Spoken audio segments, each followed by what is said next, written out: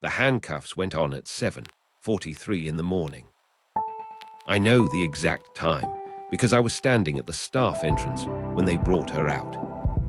Elena, 41 years old, 8 years on the night cleaning crew.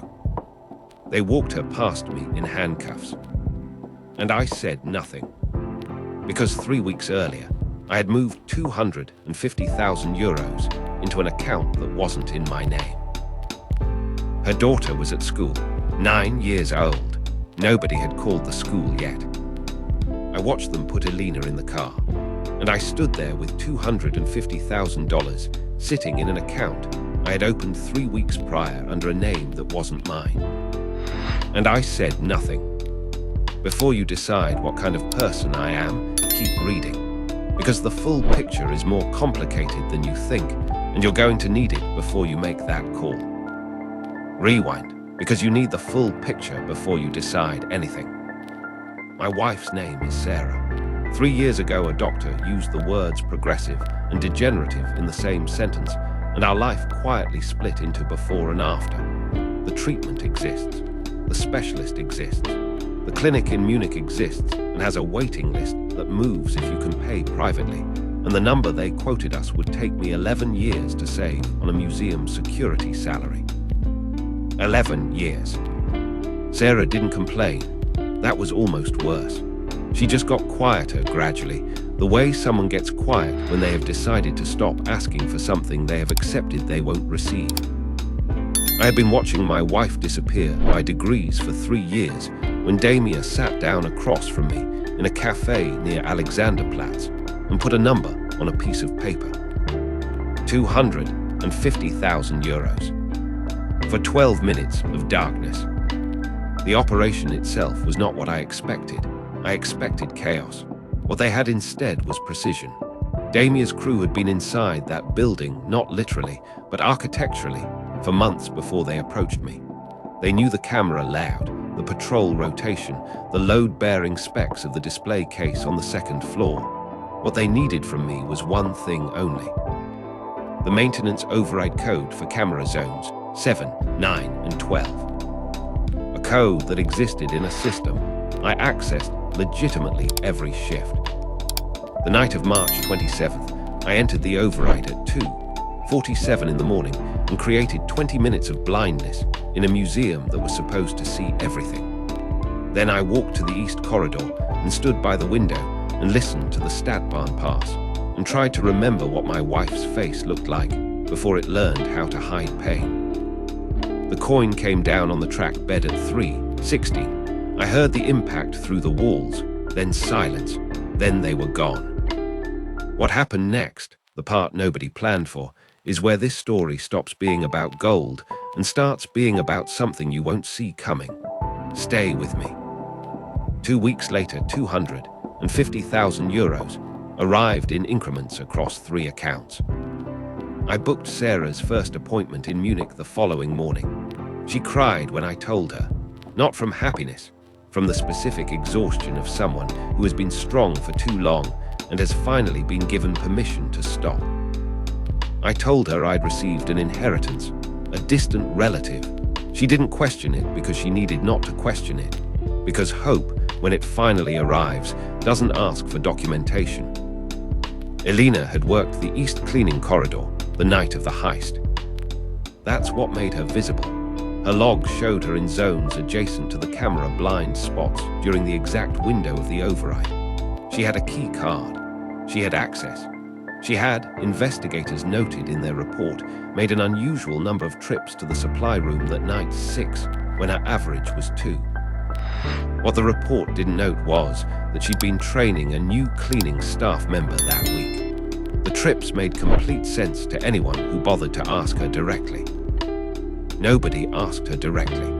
They asked her in an interrogation room with a lawyer she couldn't afford sitting next to her, translating procedural language into something that landed harder than the original. The partial print they'd recovered from the corridor wall, the one that had initially pointed at Damia's crew, had been inconclusive, smudged, reclassified as insufficient for identification.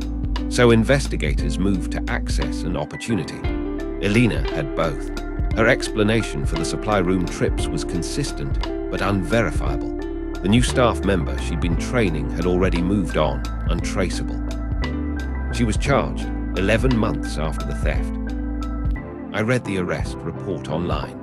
I sat in the hospital waiting room in Munich while Sarah was with the specialist, and I read every word of it on my phone, and my hands were completely still, which frightened me more than if they'd been shaking. The daughter's name was Jolene. I found that out from a colleague who knew Elena socially, 9 years old, second grade. Elena's mother was in Poland and couldn't travel. The father, not in the picture, hadn't been for years. Child services were involved within 48 hours of the arrest. Jolene was placed in temporary foster care on a Thursday. On Friday, Sarah called me from Munich, crying, but differently this time. Good crying. The treatment was working. The specialist used the word responding. 3 years of silence and she was responding. I sat in the car outside our apartment building and held the phone and listened to my wife cry with relief and thought about a 9-year-old girl in a house she didn't recognize, wondering what she'd done wrong. I need to tell you what confession actually costs. Not abstractly, specifically. If I walk into that police station and tell them what I know, Elena is released within hours. Jolene goes home. An innocent woman gets her life back. The justice system, for once, functions approximately the way it was designed to. And Sarah's treatment stops. The account gets frozen. The clinic in Munich sends a letter. The specialist uses different words this time. Discontinuation, regression, the particular clinical language of a door closing. 3 years of hope, gone. I've run this calculation approximately 400 times since Elena's arrest. I have never once found a version where both things survive, where the innocent woman goes free and my wife continues to get better. The math doesn't allow it.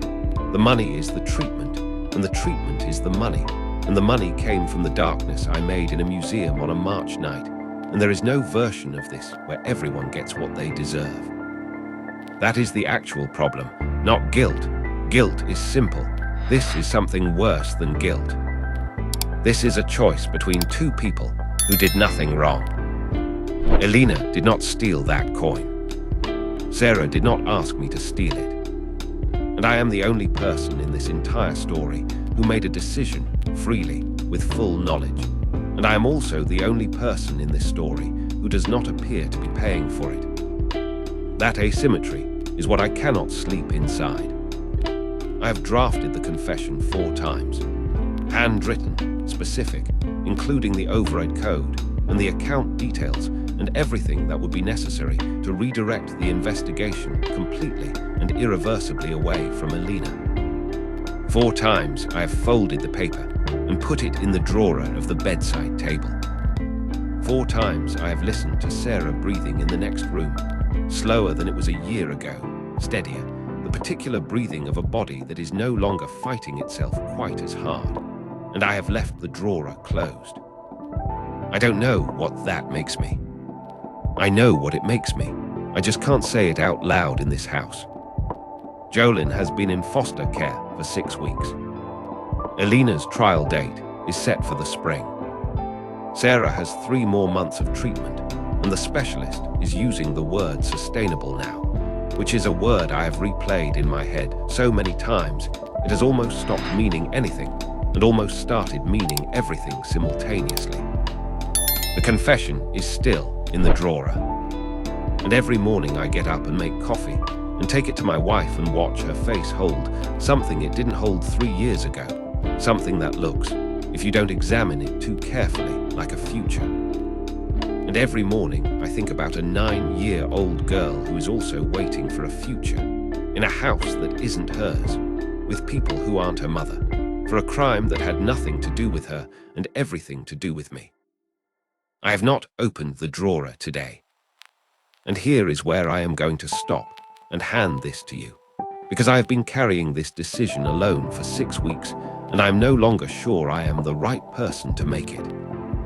So I am asking you directly, does he open the drawer? Does Sarah lose the treatment so Jolene gets her mother back? Does an innocent woman go to prison so a dying woman gets to live? Is there a version of morality that allows both things to be true simultaneously? That he was wrong, and that what he did with the money was right? Tell me what you would do, not the comfortable answer, the honest one. Because that drawer is still closed, that trial date is still coming, and somewhere in this city, a 9-year-old girl is still waiting. And the only person who can end her waiting is the same person whose confession ends everything else.